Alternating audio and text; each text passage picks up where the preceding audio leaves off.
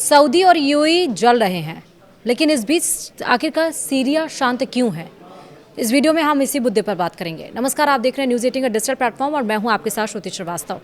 America और Israel के हमलों के जवाब में ईरान लगातार उन देशों को निशाना बना रहा है जहां अमेरिकी सैन्य ठिकाने मौजूद हैं। Saudi, Qatar, Bahrain, Kuwait, UAE पर भी हमले हुए हैं। लेकिन इस पूरे उथल पुथल के बीच एक ऐसा देश है जो न सिर्फ इस जंग से दूर है बल्कि चुपचाप अपने लिए मौके भी तलाश रहा है। ये देश है सीरिया।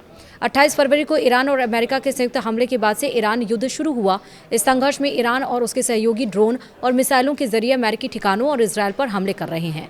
लेकिन सीरिया ने साफ कर दिया है कि वह इस युद्ध में शामिल नहीं होगा जब तक उस पर सीधे हमले नहीं किए जाते हैं। राष्ट्रपति अहमद अल शारा पहले ही कह चुके हैं कि 14 साल की गृह युद्ध जैसी तबाही के बाद देश अब किसी नई जंग का हिस्सा बनने के लिए तैयार नहीं है। सीरिया की यह न्यूट्रल रणनीति उसे एक नई ताकत दे सकती है। हॉर्मुज स्ट्रेट पर ईरान की पकड़ के कारण वैश्विक तेल सप्लाई प्रभावित हुई है। ऐसे में वैकल्पिक रास्तों की तलाश शुरू हो गई है और यही सीरिया की एंट्री होती है। पॉलिटिको की रिपोर्ट के मुताबिक हाल ही में इराक का तेल ट्रकों के जरिए सीरिया के रास्ते भेजा जाना शुरू हुआ है। अगर यह प्रयोग सफल रहता है तो दशकों से बंद पड़े किकुर्क बनियास पाइपलाइन को फिर से चालू करने पर विचार हो सकता है। अगर ऐसा हुआ तो मानना है कि सीरिया भविष्य में मिडिल ईस्ट से भूमध्य सागर तक तेल और गैस पहुंचाने का नया हब बन सकता है। इसमें दूसरे देश भी जुड़ सकते हैं और इसी बदलते समीकरण के बीच यूक्रेन के राष्ट्रपति व्लादिमीर ज़ेलेंस्की भी रविवार को दमिश्क पहुंचे।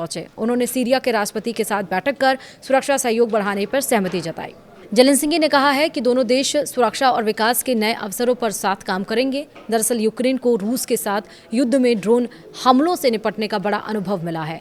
अब यही विशेषज्ञता वह मिडिल ईस्ट के देशों के साथ भी साझा कर रहा है। सीरिया के पास खुद के तेल भंडार और रणनीतिक लोकेशन है जो उसे इस समय बेहद अहम बना रही है। अमेरिका और उसके सहयोगी भी अब हॉर्मुज और लाल सागर के विकल्प तलाश रहे हैं जहां सीरिया एक बैकडोर रास्ता बन सकता है।